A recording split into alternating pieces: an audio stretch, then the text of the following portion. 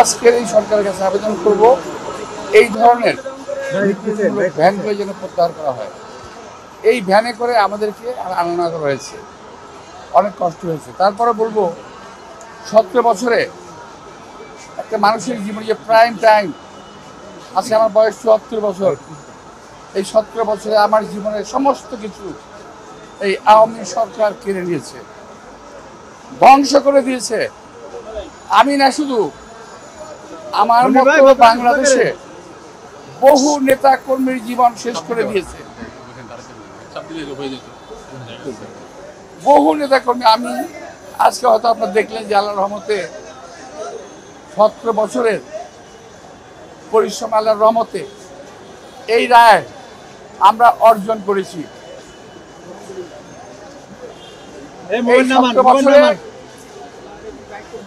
আমাদের বহু কর্মী নিহত হয়েছে, জেলখানায় মারা গেছে, বিনা চিকিৎসায় জেলে মারা গেছে। এই 17 বছরে বহু পরিবার ধ্বংস হয়ে গেছে। একইভাবে আমার পরিবার ধ্বংস হয়ে গেছে। আমি যখন আল্লাহর কাছে দোয়া করি, নামাজ পড়ি, আমি পরম দয়ালু কোন আল্লাহ তাআলার কাছে আমি দোয়া করি, আমরা করি, আল্লাহ আমার যে বিক্ষিপ্ত পরিবারটাকে একত্রিত করে দেন। আমার পরিবারটা ছিন্ন বিচ্ছিন্ন হয়ে, আমার বিক্ষিপ্ত পরিবারটাকে একত্রিত করুন না। একটা ভাই মারা গেল আমেরিকাতে, একটা ভাই দীর্ঘদিন বাইরে আছে। আমি দীর্ঘদিন অসুস্থ অবস্থায় এই কোর্টের বারান্দায় আপনারা দেখেছেন আমাকে বহুবার।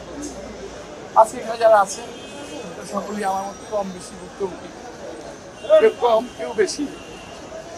আমি বিশ্বাস করি আল্লাহর যে রহমত, আল্লাহর যে বিচার, এই বিচার থেকে কোনো মানুষ রেহাই পাবে না। আল্লাহর রহমত যেমন আমাদের উপর বর্ষিত হয়েছে, তেমনি আল্লাহর বিচারও তাদের উপর বর্ষিত হবে। ওরা যে যেখানে আছে ওখানেই শাস্তি পাবে। আপনারা সর্বশেষ দেখেছেন বিচারপতি কি বলে, মানিকের কিরকম জিল্লতি, কিরকম নাল্লতি, যেটা কোরআন শরীফে আছে যে আল্লাহ তাআলা যাকে বেজ্জিত করেন কিভাবে করেন বলে দেখিয়ে দেন। তো আমি জানি, আমি চাই আল্লাহ তাআলার কাছে সেই বিচারটা। অনেকে বলতে পারেন ক্ষমা মহত্বের লক্ষণ, আমি ভাই মহৎ ব্যক্তি না, আমার জীবনের বিনিময়ে কাউকে আমি ক্ষমা করতে পারছি না। এই বিচার আল্লাহ তাআলার কাছে চাই।